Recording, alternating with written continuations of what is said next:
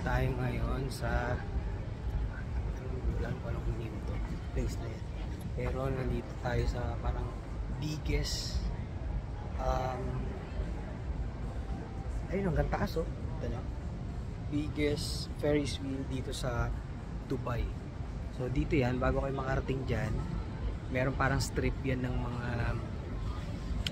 ng mga stores, no? Actually parang mga high-end brands yan, mga kainan, tsaka may mga clothing brands nandyan. So para siyang, ito yung pinaka centerpiece nila ng attractions dito ay yung Ferris wheel na yan. So I'm not sure, check natin kung yan pala, sorry kanina nakalimutan ko kung anong pangalan nito. Nandito pala tayo sa Blue Waters. Ayan, sa Blue Waters. So tingnan natin, lalapitan natin yung biggest Ferris wheel dito sa Dubai. Ayun ang wow, tingnan nyo. Papakita ko sa inyo yung view nung Dubai skyline. Ayun, makikita nyo.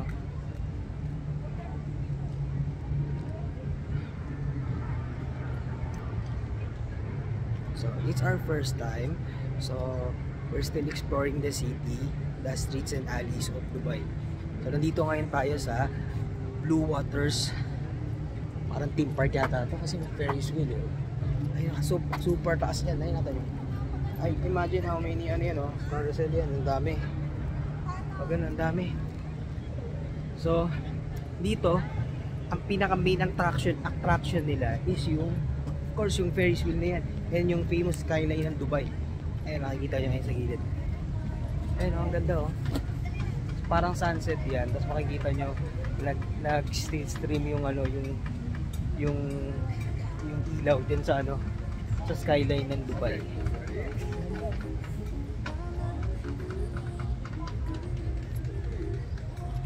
So ayan, dito may mga strip. May parang Bay Area, very similar siya sa parang Mall of Asia. May mga strips of parang mga establishments, may mga kiosk kagaya niyan, and then dito sa likod ko meron London Project. Balita ko okay daw dyan. So nandito tayo sa Blue Waters, equivalent niyan yung Bay Area sa Pasay, sa Mall of Asia. So sana ma-develop nila yun ng ganito or even. Ay, tingnan nyo, look oh, tingnan nyo, may beach, ayun oh. Nakita nyo ba? Ayun oh, may beach. May beach area. Pakita ko lang sa inyo yung front view ah. Ayun oh, may beach area sila. Ay, ganda oh. Imagine nyo ha, nasa middle of city tayo, pero merong beach area, parang similar dun sa may Manila Dolomite, pero hindi kayo makapag-swim dyan. Ay, dun sa Manila Bay. Dito, ayun, okay siya, ang ganda. So, let's go explore pa natin. Super ganda dito, grabe. Tsaka ang maganda dito, sunset ngayon, pero yung araw nandun sa kabilang side, tinatamaan yung para siyang siya, golden siya, no? Kasi sa Manila Bay, ang sunset facing dun sa mismong shore ng Manila Bay. So ayan. Ganda oh. Ay, makita nyo. Wow. Ang laki oh. Ang laki. Wow. Super ganda. Ayun, natin nyo may mga water sports activity pa sila dyan. Ayun oh. Nakita nyo ba? Tapos parang may breakwater sila dyan. Hindi pa na breakwater. Breakwater na yan. Sikot pa tayo doon. Makita natin yung famous skyline nila. Ha? Okay, so let's go. Let's explore.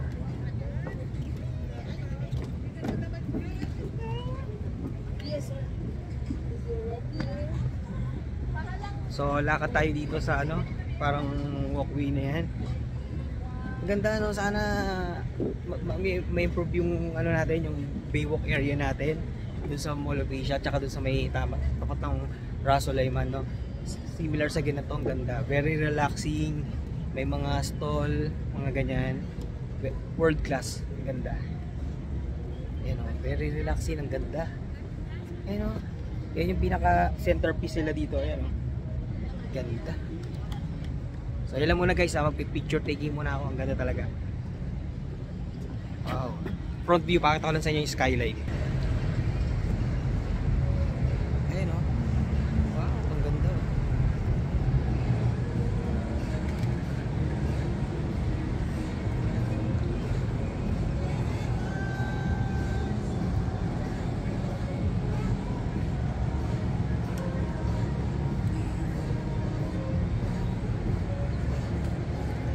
Picture lang ako and then front view ulit. No, and then after nyan okay. So ayan, magpipicture muna ako explore muna, upo muna ako, papahinga muna ako. Masyadong honestly na overwhelm ako dito sa ganda netong Blue Waters dito sa Dubai. Akala ko typical ano lang siya, parang Baywalk. Ang laki niya, lawak, tsaka world class talaga. So very impressed. So let's go.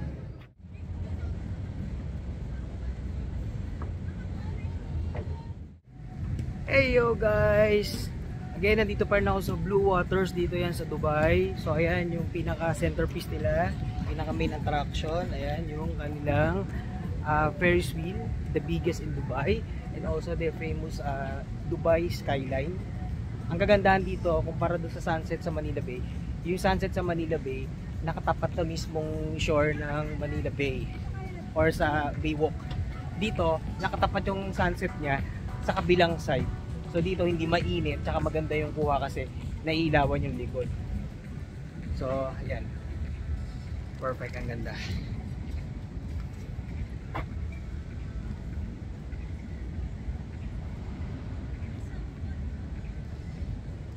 Picture muna tayo. So super ganda dito. I am impressed kasi usually hindi ako na-impress yun sa mga man-made attractions. Parang mas gusto ko yung mga talagang nature talaga, yung bundok, yung mga falls, mga ganyan. Pero ito, na-impress ako, ang ganda nung pagkaka-layout talaga ng kanilang attractions dito. Talagang makaka-capture talaga yung yung attention mo. Ang ganda oh. Actually, hindi kaya ng camera i-cover yung buong structure dahil sa sobrang laki. Ito makikita ko lang sa inyo front camera. Ayan oh, makikita nyo ba yan?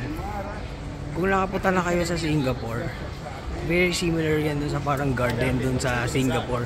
Pero yung sa Singapore may parang ilaw-ilaw sila dyan. Okay? So dito parang equivalent niya pero walang mga halaman, walang mga greenery.